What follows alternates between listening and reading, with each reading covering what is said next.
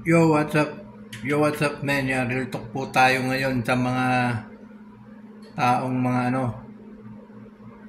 taong mga hindi, meron kasing mga taong hindi masisipag eh, di ba?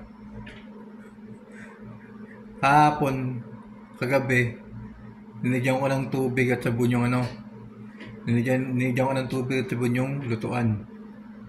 Ang bira pagkagising ko, nandun pa rin, tapos nakuha pa magluto, mga guys. Nakuha pa magluto. Nakuha pa paglutuan. Yung nilagyan ko ng sabon na tubig. Hindi mo lang nakaisip. Hindi mo lang naisip na linisin. Di ba? Meron talagang mga taong meron talagang mga taong mga tamad, di ba? Kapwa Pilipino pa naman tamad pa, di ba? Dapat kapag magluluto tayo ng ating mga lutuan, dapat ay pagkatapos ay lilinisan na natin. Lilinisan na, di ba? Napakadali lang naman mga guys eh. Napakadali lang gawin, linisin, di ba? Pagkatapos magluto, linisin para pagdating ng hindi yung patatagalin pa para, di ba? Kasi pag matagal lang hindi nilinisan, siyempre mamumuo yung mga mantika. Utak gamitin natin mga guys. Utak gamitin natin lalo sa mga OFW na nasa ibang bansa. Dapat nagtutulungan po tayo. Ito po ay real talk lang mga guys ha. Real talk lang. Grabe. Okay sana kung Okay sana kung nagtutulungan eh. Di ba? Okay sana kung nagtutulungan. Pero kung gano'n na lang palagi, di ba? Kung gano'n na lang palagi ginagawa, nako. Mahirap yung mga guys, mahirap. Nakaka-stress. Eh, siyempre, ayoko naman na gano'n na kadumi, araw-araw, di ba?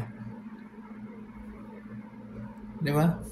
Kung ikaw yung nasa bahay mga guys, kung ikaw yung mga nasa bahay, gusto mo ba nang palaging marami yung lutuan mo? Gusto mo bang palaging marami yung mga lutuan ninyo? Di ba?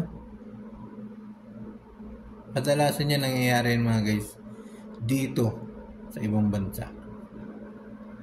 Dito sa ibang bansa na akala mo may mga katulong, di ba? Akala mo mayaman. Di ba? Ito guys, real talk lang to guys ha. Real talk lang to sa mga OFW. Dapat kapag kapwa ka Pilipino yung kasama mo, o naging mayaman ka man sa Pilipinas, maganda yung buhay mo sa Pilipinas, o may katulong ka sa Pilipinas, kapag nandito ka sa ibang bansa, dapat common sense agad.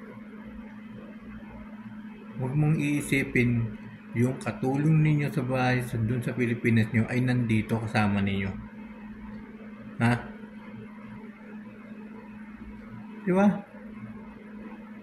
Yan ang buhay dito sa Yan ang buhay dito sa ibang bansa.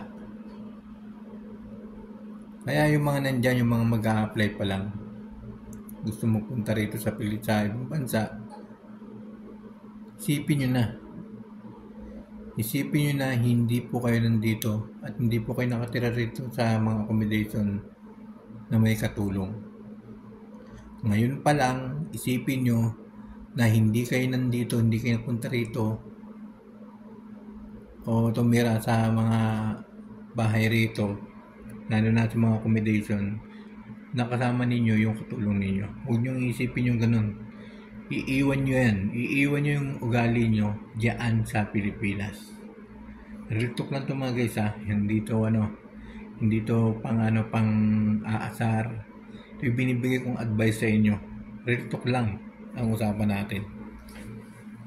Para sa mga OFW, di ba?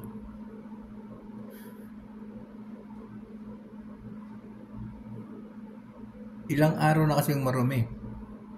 Ilang araw na marumi yung nakalan. Ang dami namin dito. Hindi man na nakikita, di ba? Hindi man lang napapansin.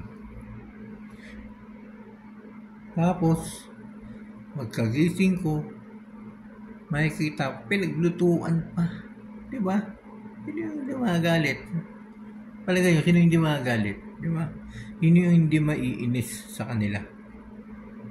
Mga kapwa Pilipino, ganun yung mga ugali. Hindi nagtutulungan.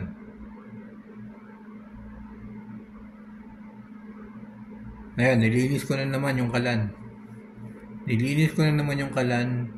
Ayan, siguradong dudumi na naman. Ako kasi mga guys, kapag nagluluto ako, tapos kung lutuin yan, nililinisan ko yan. Pero yung ibang tao, ibang OFW, walang common sense. Real talk lang to guys ha, walang common sense. Dapat magtulungan. Kung ikaw ay Pilipino, kung ikaw ay ibang lahi na kasama mo, basta magkakasama sa accommodation, sa bahay, magtulungan. Magkakasama sa mga flat room, magtulungan. Kahit ilan pa kayo dyan, dapat nagtutulungan. Hindi yung nagluto ko lang, tapos madumi, iiwanan mo yung dumi mo. Di ba? Hindi dapat ganun mga guys. Hindi dapat ganun yung isang mga OFW. Hindi po dapat ganun. Dapat ay nagtutulungan ang lahat ng mga OFW kapag nasa isang platform kayo. Mapa-5, mapa-3, mapa-2, mapa-8, o kahit ilan man kayo, dapat ay nagtutulungan kayo. Yan, real talk po to sa mga OFWs, sa mga pupunta o sa mga gusto magtrabaho dito sa ibang bansa. Lalo na kung nasa isang bahay kayo, marami kayo, dapat ay nagtutulungan po. Hindi yung sarili mo lang yung isipin mo, di ba? Huwag nating dadalhin yung ugali natin sa Pilipinas, tapos dadalhin mo rito sa ibang bansa. Kung ano yung ugali mo sa bahay ninyo, na akala mo may katulong ka, natamad ka, huwag po natin dadalhin dito sa ibang bansa. Kasi napakapangit. Pangit yung ganung ugali. Okay? Ito po ay real talk lang sa mga OFWs. Kaya huwag po kayo mga galit sa akin. Huwag kayo mga galit sa akin. Binibigyan ko lang kayo ng advice. Di ba? Yan, maraming salamat sa lahat ng mga sa mga bayani nating OFWs. Thank you so much. Hindi pa ako nagagalit. Real talk lang to. Yan, maraming salamat. Thank you so much po sa inyo lahat.